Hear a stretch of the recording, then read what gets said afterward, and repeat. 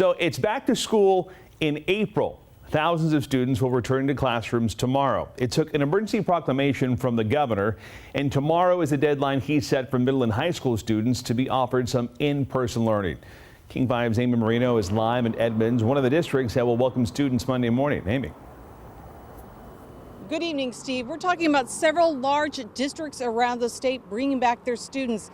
Seattle, Renton, Edmonds, returning their students to campuses for at least some hybrid learning. Now, families still have the option to do that online learning if that's what they choose. But for those who still want their kids in a classroom, it could be an emotional day.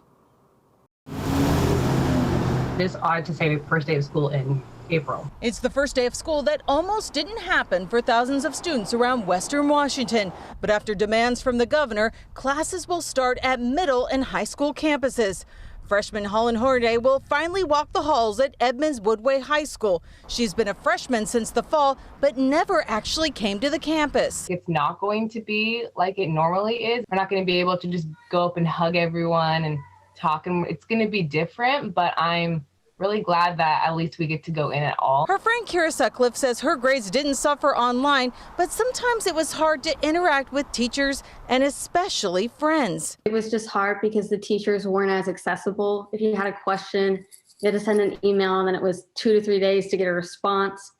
So that was a little rough. Basically, I've had to reinvent my curriculum every single week since last year. Over in Seattle, Ballard High School horticulture and botany teacher India Carlson says it's a big adjustment for her. She has concerns and senses the stress from her students, but says she's focused on helping them. I've just been telling them over and over, if you're coming to my room, in-person school, we are going to be doing stuff that's going to be fun. It's a big day for teachers, the students, and the parents who have sat by their sides for the last year.